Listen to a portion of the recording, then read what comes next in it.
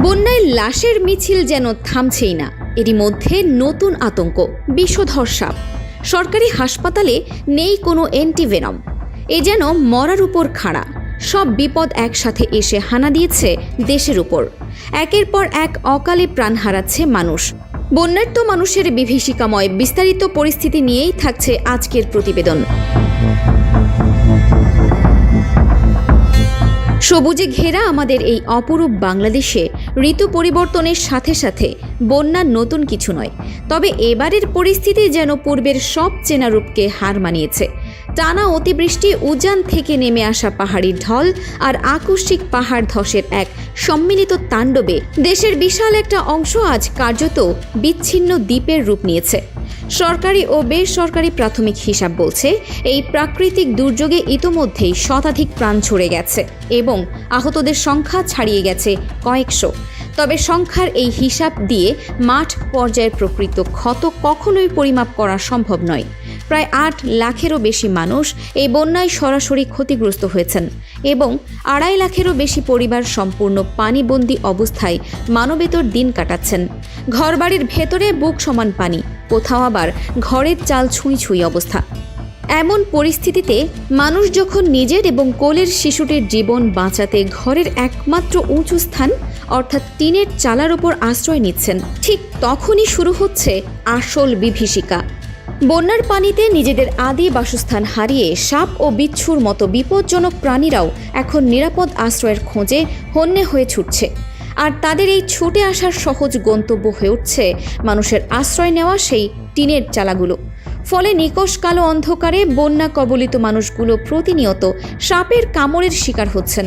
ধারণা করা হচ্ছে ইতোমধ্যে ২ শতাধিক মানুষ সাপের কামড়ের শিকার হয়েছেন এবং তাদের এক বিশাল অংশ সঠিক সময়ে কোনো চিকিৎসা না পেয়ে মৃত্যুর কোলে ঢলে পড়ছেন। ভয়াবহ এই সংকটের পেছনে প্রচ্ছন্নভাবে জড়িয়ে আছে আমাদের প্রান্তিক স্বাস্থ্য ব্যবস্থার এক করুণ চিত্র। একদিকে যখন মাঠ পর্যায়ে রাসেলস ভাইপার, গোখরা, পদ্মগোখরা, শঙ্খনী কিংবা দুধরাজের মতো মারাত্মক বিষধর সাপের উপস্থিতি বাড়ছে, অন্যদিকে তখন গ্রামীণ হাসপাতালগুলোর সাপে কাটা রোগীর প্রতিষেধক বা অ্যান্টিভেনম মজুদের ঘাটতি প্রকাশ্য রূপ নিয়েছে। বিশেষজ্ঞরা বারবার সতর্ক করে বলছেন, বন্যা পরবর্তী সময়ে সাপের উপদ্রব কয়েক গুণ বেড়ে যায়, অথচ উপজেলা স্বাস্থ্য কমপ্লেক্সগুলোতে পর্যাপ্ত অ্যান্টিভেনমের অভাব এবং চিকিৎসকদের পূর্ব প্রস্তুতির ঘাটতির কারণে গ্রামীণ এলাকার মানুষ এক প্রকার মৃত্যুর মুখে দাঁড়িয়ে আছেন। অনেক ক্ষেত্রে রোগীকে যখন আশঙ্কাজনক অবস্থায় উন্নত চিকিৎসার জন্য জেলা শহর বা বিভাগীয় হাসপাতালে স্থানান্তর করা হয়, তখন পথেই রোগীর প্রাণ চলে যায়। যাতায়াত ব্যবস্থার বেহাল দশা এবং সময়মতো সঠিক সিদ্ধান্ত না নেওয়ার এই মাশুল দিতে হচ্ছে সাধারণ কৃষিজীবী ও শ্রমজীবী মানুষদের। যদি আমরা চট্টগ্রামের দিকে তাকাই, তবে দেখব সেখানে গত কয়েকদিনের তুলনায় বৃষ্টিপাত কিছুটা কমায় সাঙ্গু ও ডোলো নদীর পানির স্তর সামান্য নেমেছে। দক্ষিণ চট্টগ্রামের বাঁশখালী ও সাতকানিয়া অঞ্চলে পানি ৩ থেকে ৪ ফুট কমলেও এখনও অধিকাংশ ঘরবাড়ি এবং গ্রামীণ সড়কগুলো ২ থেকে ৮ ফুট পানির নিচে তলিয়ে আছে। আশ্রয় কেন্দ্র বা স্বজনদের বাড়িতে ঠাঁই নেওয়া প্রায় ৫ লাখ মানুষ এখনও নিজের ভিটে মাটিতে ফিরে যাওয়ার সাহস পাচ্ছেন না, কারণ পানি কমলেও পেছনে রয়ে গেছে এক ধ্বংসস্তূপ। কাদামাটি আর নোংরা পানির আস্তরণে ঢাকা পড়েছে ঘরের আসবাবপত্র। গ্রামীণ অঞ্চলের সিংহভাগ মানুষ যেখানে মাটির ঘরে বসবাস করতেন, সেখানে টানা জলের তোড়ে মাটির দেয়ালগুলো ধসে পড়েছে কিংবা ধসে পড়ার চরম ঝুঁকিতে রয়েছে। মাটির চুলাগুলো ব্যবহারের সম্পূর্ণ অনুপযোগী হয়ে পড়ায় তীব্র খাদ্য সংকট দেখা দিয়েছে। রান্নাবান্না করার কোনো উপায় না থাকায় বন্যা কবলিত মানুষগুলো শুকনো খাবার এবং জেলা প্রশাসনের দেওয়া সামান্য ত্রাণের উপর নির্ভর করে দিন গুজরান করছেন। এর সাথে যুক্ত হয়েছে পানিবাহিত রোগের আরেক নতুন মহামারী। বিশুদ্ধ পানির তীব্র সংকটের কারণে ডায়রিয়া, কলেরা, টাইফয়েডের মতো রোগগুলো এখন ঘরে ঘরে ছড়িয়ে পড়ছে। শিশুরা পুষ্টিহীনতা আর ঠান্ডাজনিত রোগে ভুগছে, যা পরিস্থিতিকে আরও বেশি জটিল করে তুলেছে।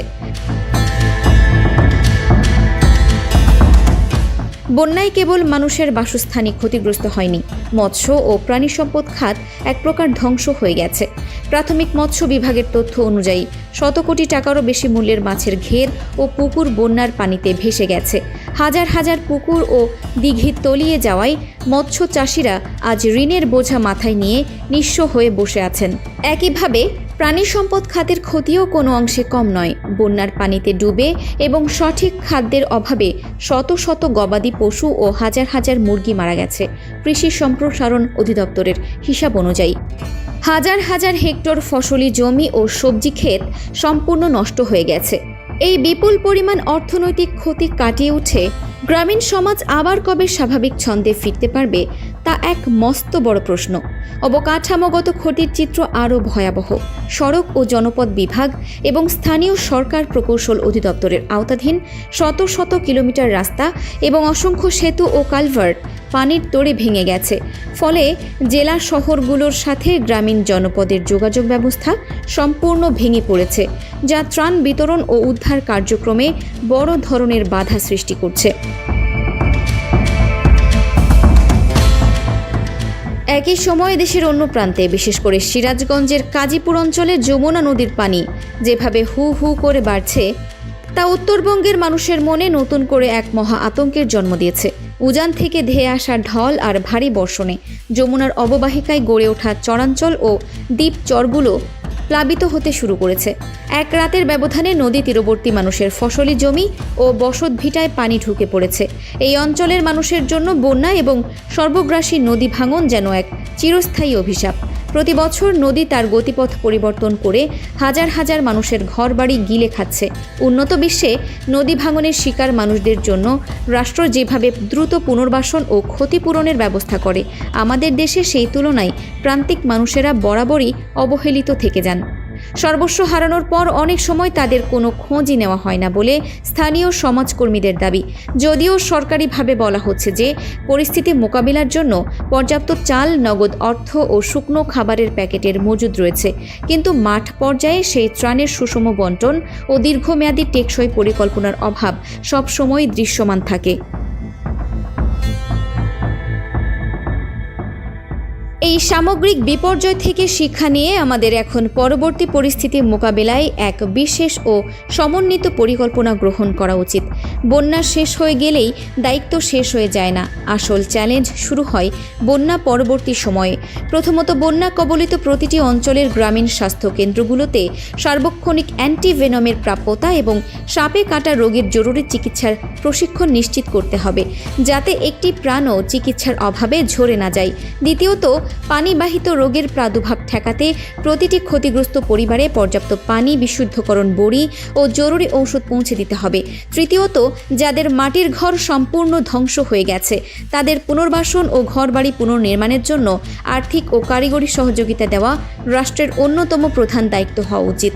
চতুর্থত, ক্ষতিগ্রস্ত কৃষক ও মৎস্য চাষীদের জন্য সহজ শর্তে ঋণ ও সরকারি প্রণোদনার ব্যবস্থা না করলে দেশের সামগ্রিক খাদ্য নিরাপত্তায় বড় ধরনের বিপর্যয় নেমে আসতে পারে। সর্বশেষ, ভাঙা রাস্তাঘাট ও কালভার্টগুলো দ্রুত মেরামতের জন্য যুদ্ধকালীন তৎপরতায় কাজ শুরু করা প্রয়োজন। জলবায়ু পরিবর্তনের এই যুগে প্রকৃতির এই রুদ্ররূপকে আমরা হয়তো পুরোপুরি রুখতে পারব না, কিন্তু সঠিক ব্যবস্থাপনা, দূরদর্শী পরিকল্পনা আর মানবিক দূরদৃষ্টির মাধ্যমে আমরা অবশ্যই পারি ক্ষয়ক্ষতির পরিমাণ কমিয়ে এনে মানুষের জীবনকে সুরক্ষিত করতে।